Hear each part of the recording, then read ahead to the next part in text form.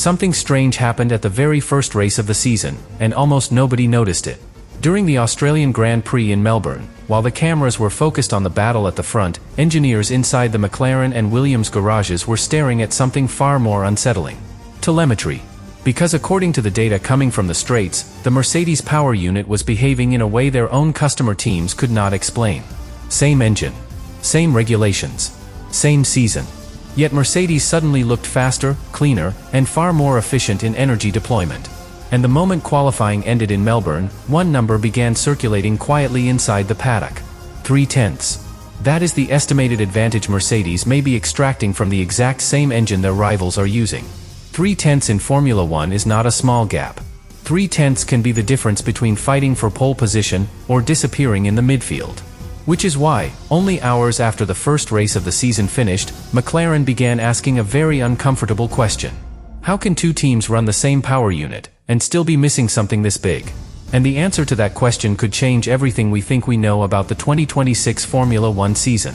But before we uncover what McLaren discovered after Melbourne, and why the tension between customer teams and Mercedes is suddenly rising inside the paddock, make sure you subscribe to the channel. Because what started in Australia may already be shaping the entire championship. Right after the Australian Grand Prix ended, the real race actually began somewhere else. Not on the track. Inside the engineering rooms. Because while fans were still celebrating the start of the new Formula One season, several teams had already started replaying every single lap from Melbourne, frame by frame, searching for answers hidden in the data. And the more they looked, the stranger the picture became. At first glance, nothing seemed unusual about Mercedes during the race weekend. They were competitive, yes, but not outrageously dominant. No massive gaps. No shocking lap times that would immediately trigger suspicion. But Formula One engineers are trained to notice details most people never see. They look beyond lap times. They analyze how the speed arrives, how the energy is deployed, how the power curve behaves from corner exit all the way to the end of the straight. And that is exactly where something began to stand out.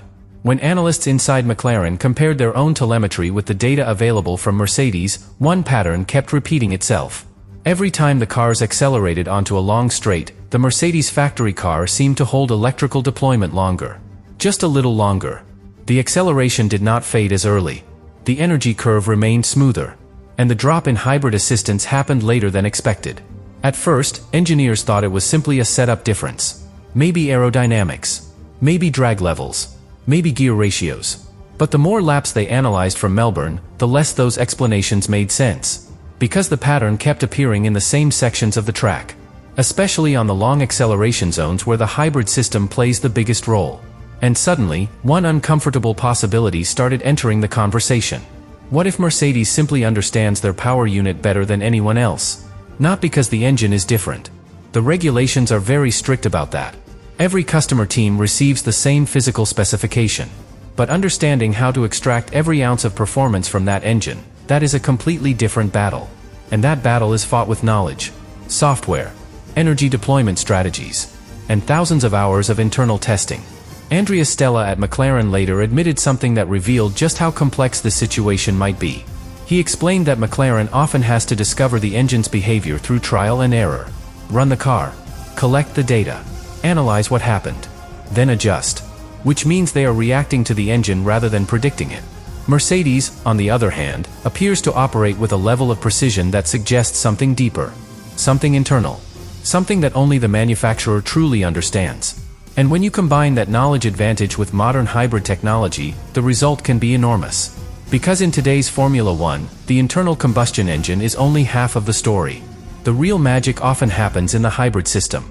Energy recovery, battery deployment, electrical management across an entire lap. If that system is perfectly optimized, the driver receives power exactly when it matters most. Out of corners, mid-straight, right before the braking zone. Perfectly timed. Almost invisible to the outside world. But very visible in telemetry. Which is exactly why Melbourne triggered so many quiet discussions across the paddock. Because the numbers suggested that Mercedes might already have something the rest of the field is still trying to decode. And if that is true, then the real problem for teams like McLaren is not just performance. It is time. Because understanding a modern Formula One power unit does not happen overnight. It can take weeks, sometimes months, and the season has only just begun. But the deeper engineers looked into the data from Melbourne, the more uncomfortable the situation became. Because the question was no longer just about speed. It was about transparency. Inside Formula One, customer teams depend heavily on the engine manufacturer for technical clarity. The power unit is the most complex component on the entire car, a machine made of thousands of moving parts, layered with software systems, energy recovery logic, and hybrid deployment strategies that operate almost like a living organism. And normally, when a team buys an engine, it expects not only the hardware, but also the knowledge needed to operate it at its full potential. That is where the tension began to grow. Andrea Stella hinted at it carefully after the race weekend. Not as an accusation, not as a complaint, but as a reality McLaren had started to face. The information they receive about the Mercedes power unit, according to Stella, does not always allow them to predict exactly how the engine will behave in every situation. Instead, they often have to discover its limits the hard way. Run the car. Analyze the data. Adjust the strategy. Try again. And that process can take multiple race weekends before the full picture becomes clear. But the factory team does not operate like that. Mercedes builds the engine. Mercedes develops the software. Mercedes tests the system long before the season even begins. Which means their understanding of the power unit is naturally deeper, more detailed, and far more precise. Now imagine two teams using the same engine, but one team knows every microscopic detail of how it behaves under extreme conditions. The other team is still learning. The difference might not look dramatic on paper, but on a Formula One track, it can translate into something very real. 3/10. That same number engineers started whispering about after qualifying in Melbourne. And this is where the situation becomes even more fascinating. Because technically, nothing about this breaks the rules. Formula One regulations require manufacturers to supply identical hardware to customer teams. The physical engine, the internal combustion unit, the turbocharger, the energy recovery systems, all of it must be the same specification. But the regulations do not force a manufacturer to share every single piece of internal knowledge they possess. They must provide the engine. They must provide operational support. But the depth of understanding, the tiny operational tricks, the countless hours of dyno learning that happen inside the factory, those advantages naturally belong to the manufacturer. And sometimes, that knowledge gap can be worth more than any upgrade package. James Vowles at Williams revealed something interesting after Australia that made several people inside the paddock raise their eyebrows. He explained that Williams only truly realized the scale of Mercedes' performance during qualifying. Not during practice. Not during simulations. Only when the factory team turned everything up. That moment exposed how much performance Mercedes could unlock when the engine was pushed to its maximum potential. And suddenly, a quiet realization spread through the paddock. If Mercedes already understands the power unit at that level in the very first race of the season, then the rest of the field might still be several steps behind in the learning process. And that learning process is not quick. Every track behaves differently. Every circuit demands a different deployment strategy.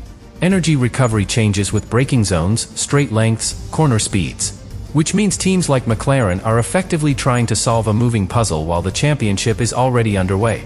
And just when those conversations started to intensify after Australia, the championship calendar moved to the next chapter. China. A completely different circuit. Different layout. Different energy demands. Different stress on the hybrid systems. And inside the garages, engineers knew one thing. If the same patterns appeared again in China, then the situation would stop being a coincidence. It would become a trend. And that would raise an even bigger question. Is Mercedes simply ahead in understanding their own power unit? Or have they discovered something about this generation of engines that nobody else has figured out yet? The moment the championship arrived in China, engineers across the paddock were watching one thing more closely than anything else. Not lap times. Not tire degradation. Energy deployment. Because if the strange pattern from Melbourne appeared again on a completely different circuit, then the theory many teams were quietly discussing would become much harder to ignore. Shanghai is the perfect track to expose how efficient a power unit really is. Long straights. Heavy braking zones. Massive energy recovery opportunities. And one of the longest full throttle sections on the entire calendar.